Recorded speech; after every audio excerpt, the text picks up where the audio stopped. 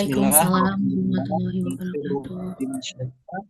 wassalatu wassalamu ala Sayyidina Mustafa ibni Abdillah wa ala alihi wa ashabihi wa mawalah la haula wa la quwwata illa billah. Amma ba'du, yang sama-sama kita hormati kepada Ketua Sidang pada sore hari ini, Ibu Syifa Walia, yang sama-sama kita hormati kepada penguji pada sore hari ini, pada Bapak Muammar Kadafi, dan tak lupa kepada pembimbing skripsi Saudari Hairunisa Hairani, Pak Willy Aswendra, dan yang tak lupa pada sore hari ini yang akan disidangkan skripsinya eh, Saudari Hairunisa Hairani. Bagaimana kepada Saudari Hairunisa, apakah sudah siap untuk disidangkan skripsinya? Ya, siap Mas Asil. Siap, baik. Sudah ditampilkan PowerPoint ya? Ya, sudah tahu. Baik. Kepada Saudari Hairunisa diberi waktu 15 menit untuk mempresentasikan hasil penelitian skripsinya. Berarti nanti berakhir di 15.20 ya. Baik, Ya, sudah boleh dipresentasikan. Silakan Mbak Hairunisa. baik. Bismillahirrahmanirrahim. Assalamualaikum warahmatullahi wabarakatuh. Alhamdulillah. Waalaikumsalam. Alhamdulillahirrabbilalamin wa bihi nasta'in wa ala umur wadin wa salatu wa salamu ala asrafil anbiya wa mursalin wa ala alihi wa sahbihi asma'in amma ba'du. Yang terhormat Ketua Dewan Penguji yaitu Ibu Sifa Aulia, SPDI, SE, SYMM. Yang saya hormati Dewan Penguji yaitu Bapak Muammar Kadafi, ESOS, MPD, dan yang saya hormati dosen pembimbing saya itu Bapak Willy Aswendra, MAG, dan yang saya hormati Sekretaris Penguji yaitu Bapak Ahmad Asil Fadil MSH. Sebelumnya saya mengucapkan banyak terima kasih atas kesempatannya pada siang hari ini. Saya Hairunisa Hairani dari Prodi Komunikasi Penyiaran Islam akan mempresentasikan hasil penelitian saya dengan judul Strategi Dakwah Tokoh Masyarakat dalam Membangun Sikap Religius kepada Risbah di Kelurahan Kebagusan, Kecamatan Pasar Minggu, Jakarta Selatan. Adapun latar belakangnya, satu, masih terdapatnya kesenjangan pada strategi dakwah tokoh masyarakat dalam membangun sikap religius kepada Risbah di Kelurahan Kebagusan, Kecamatan Pasar Minggu. Dua, bahwa masih rendahnya tingkat dakwah Islam di kalangan remaja masjid dalam rangka meningkatkan pemahaman terhadap agama Islam beserta ajarannya yang berlandaskan Al-Quran dan Al-Hadis. Tiga, remaja Islam Baitur Rahim atau Risbah, pemberdayaannya belum maksimal dalam dakwah bagi kaum remaja. Empat, peran tokoh masyarakat bidang agama Islam belum maksimal memotivasi kaum remaja.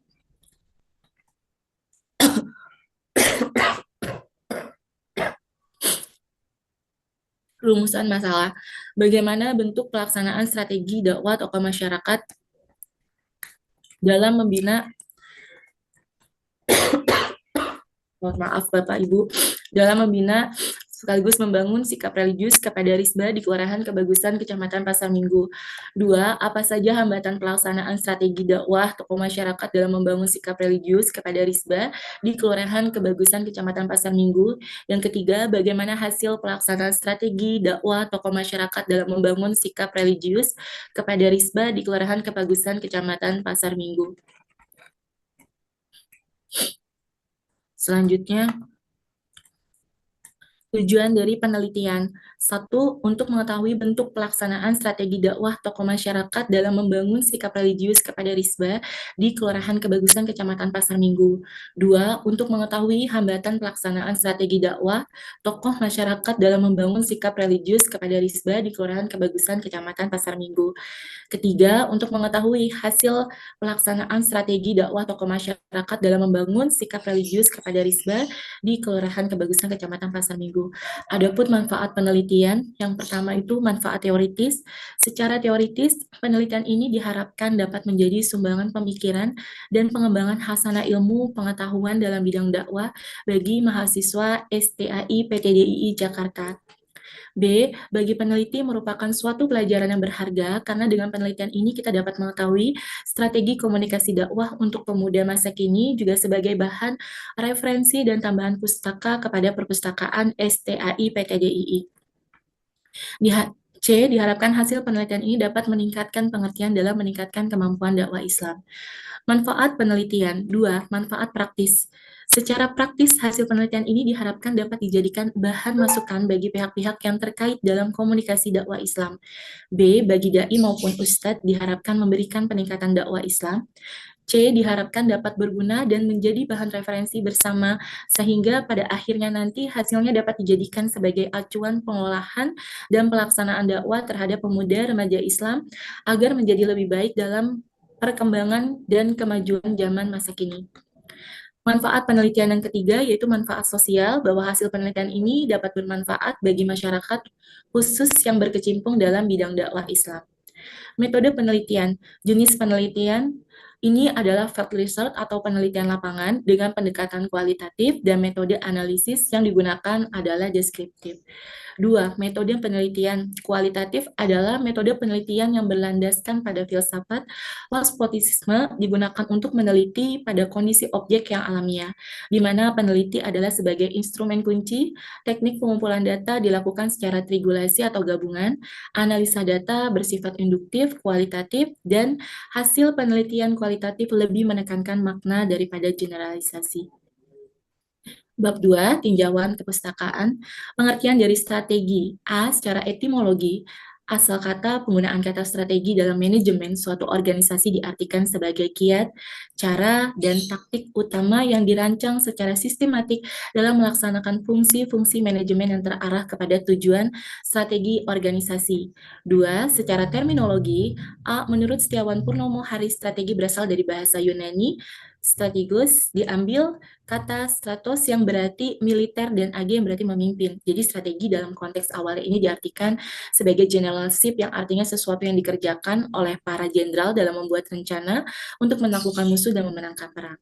B. Menurut Hamel Pollard, sebagai dikutip oleh Freddy Rancotti, strategi merupakan tindakan yang bersifat incremental, senantiasa meningkat dan terus-menerus, serta dilakukan berdasarkan sudut pandang tentang apa yang diharapkan oleh para pelanggan di masa depan. Sedangkan menurut Anwar Arifin, strategi adalah keseluruhan kepuasan kondisional tentang tindakan yang akan dijalankan untuk mencapai tujuan. 3. Langkah-langkah strategi. A. Perumusan strategi. Dalam perumusan strategi, konseptor harus mempertimbangkan mengenai peluang dan ancaman, serta menetapkan kekuatan dan kelemahan. B. Implementasi strategi. Langkah berikutnya adalah melaksanakan strategi yang ditetapkan tersebut. C. Evaluasi strategi adalah tahap akhir dalam manajemen strategi. Dakwah tokoh masyarakat. 1. Pengertian dakwah. Dari definisi di atas dapat disimpulkan bahwa pengertian dakwah adalah upaya menyeru atau mengajak manusia menuju jalan Allah Subhanahu wa taala yang memerintahkan manusia berbuat amal ma'ruf dan nahi munkar. 2. Metode dakwah. Bahwa metode dakwah adalah cara-cara tertentu yang dilakukan oleh seorang dai kepada mad'u untuk mencapai satu tujuan dasar, hikmah, dan kasih sayang. 3. Tujuan dan fungsi dakwah. Dakwah adalah bagian tidak bisa dipisahkan dari keislaman seseorang, karena dakwah dapat dilakukan dengan berbagai cara sesuai dengan kaidah ajaran Islam. Inti dari tujuan dakwah adalah mengarah pada perubahan kepribadian seseorang, kelompok, dan masyarakat. 4. Tokoh masyarakat. A. Pengertian tokoh masyarakat. Tokoh masyarakat di sini memiliki kedudukan sosial yang dihormati di lingkungan. Mereka disebut sebagai tokoh masyarakat karena mereka memiliki kedudukan serta sebagai wadah pengaduan masyarakat dan sekaligus sebagai penasehat dalam masyarakat. B. Pengertian tokoh agama. Tokoh agama di sini adalah orang-orang yang memiliki pengaruh serta kelebihan dalam bidang keagamaan, yakni tokoh agama di masyarakat. C. Fungsi tokoh agama. Tokoh agama yang dimaksud di sini adalah seseorang yang memiliki tugas pokok tepat di tengah-tengah masyarakat, baik sebagai ustadz maupun ustazah, kiai, seperti yang sudah diuraikan di atas tentang tokoh agama. Bab yang ketiga, gambaran umum objek penelitian adalah profil sejarah dan visi misi dari Risbah atau Remaja Masjid Baitur Rohim yang beralamatkan di Jalan Puskesmas nomor 80 RT 05 RW 01, Kelurahan Kebagusan, Kecamatan Pasar Minggu, kode pos 12520, Provinsi DKI Jakarta. Organisasi Remaja Masjid Baitur Rohim ini dibentuk pada tanggal 1 bulan Februari tahun 2020 berdasarkan wawancara dengan Saudara Nadir Syah Ramadan selaku Ketua Risbah. Terbentuknya Risbah ini terdorong dari keinginan agar remaja masjid bisa menjadi wadah pemersatu serta dapat membentengi dan mencegah agar generasi muda Islam tidak terlibat perilaku yang negatif atau kenakalan remaja. Dan melalui keberadaan remaja Masjid Baitur Rohim atau Risbah ini, generasi muda Islam bisa belajar berorganisasi dan berkreasi serta mengembangkan potensi dan kemampuannya serta beraktivitas secara mandiri. Visi dari Risbah sendiri adalah membentuk generasi muda yang bertakwa, berwawasan luas, bersolidaritas tinggi, dan berakhlak mulia, serta berpegang teguh kepada Al-Quran dan hadis. Misi meningkatkan ketakwaan kepada Allah Subhanahu wa Ta'ala, berusaha membina remaja masjid untuk memahami ajaran agama Islam dengan baik, serta dapat mengaplikasikannya dalam kehidupan sehari-hari, mengembangkan kerjasama antara pengurus dan para anggota dalam pelaksanaan program kerja. Yang keempat, melahirkan kader-kader muda yang kreatif serta karakter pemimpin yang berbasis masjid. Kegiatan Risbah, adapun beberapa kegiatan Risbah itu melakukan pembinaan terhadap para remaja, diantaranya kegiatan majelis taklim, latihan dasar kepemimpinan, bimbingan belajar, pesantren kilat, bakti sosial, pengajian anak-anak, diskusi dan seminar, olahraga dan seni, serta wisata rohani. Bab 4, hasil penelitian dan pembahasannya. Penyajian data, satu, bentuk pelaksanaan strategi dakwah tokoh masyarakat dalam membangun sikap religius kepada Risbah di Kelurahan Kebagusan Kecamatan Pasar Minggu, Jakarta Selatan. Dua, bentuk hambatan pelaksanaan strategi dakwah tokoh masyarakat dalam membangun sikap religius kepada Risbah di Kelurahan Kebagusan Kecamatan Pasar Minggu, Jakarta Selatan. Tiga, bentuk hasil pelaksanaan strategi dakwah tokoh masyarakat dalam membangun sikap religius kepada Risbah di Kelurahan Kebagusan Kecamatan Pasar Minggu, Jakarta Selatan. Analisa data, satu, bentuk pelaksanaan strategi dakwah tokoh masyarakat dalam membangun sikap religius kepada Risbah di Kelurahan Kebagusan Kecamatan Pasar Minggu, Jakarta Selatan. Dua, bentuk hambatan pelaksanaan strategi dakwah tokoh masyarakat dalam membangun sikap religius kepada Risbah di Kelurahan Kebagusan Kecamatan Pasar Minggu, Jakarta Selatan. Yang ketiga, bentuk hasil pelaksanaan dari strategi dakwah tokoh masyarakat dalam membangun sikap religius kepada Risbah di Kelurahan Kebagusan Kecamatan Pasar Minggu, Jakarta Selatan. Interpretasi data penelitian, bentuk pelaksanaan strategi dakwah tokoh masyarakat dalam membangun sikap religius kepada Risbah di Kelurahan Kebagusan Kecamatan Pasar Minggu, Jakarta Selatan. Yang kedua, bentuk hambatan pelaksanaan strategi dakwah tokoh masyarakat dalam membangun sikap religius kepada Risbah. Yang ketiga, bentuk hasil pelaksanaan strategi dakwah tokoh masyarakat dalam membangun sikap religius kepada Risbah di Kelurahan Kebagusan Kecamatan Pasar Minggu. Dan ini adalah beberapa dokumentasi, wawancara, serta berbagai kegiatan Risbah. Bab yang terakhir adalah penutup, kesimpulan, strategi komunikasi yang digunakan Risbah dengan masyarakat Masjid Baitur Rohim.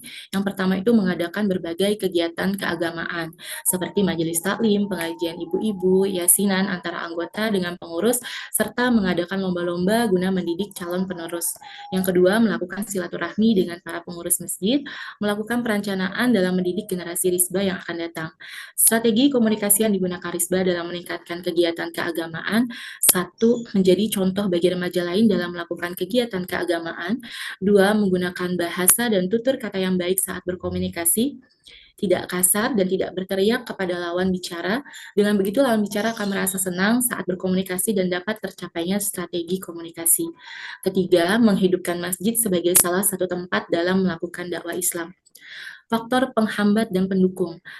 Satu, faktor pendukung kegiatan adalah dukungan dari masyarakat setempat dalam mendukung kegiatan berupa tenaga maupun dana, seperti memotivasi dan support dari aparat tingkat kelurahan. Yang kedua, faktor penghambat kegiatan Risbah adalah masih adanya remaja yang asik berpacaran, nongkrong di pinggir jalan, daripada melakukan kegiatan keagamaan, serta kurang tanggap dengan kegiatan organisasi, seakan kurang peduli dan tidak fokus pada pekerjaan. Dan hanya mau mengikuti kegiatan organisasi Risbah. Demikian presentasi penelitian yang saya sampaikan. Terima kasih atas perhatiannya kepada Bapak Ibu dosen penguji. Sekian, terima kasih. Wassalamualaikum warahmatullahi wabarakatuh.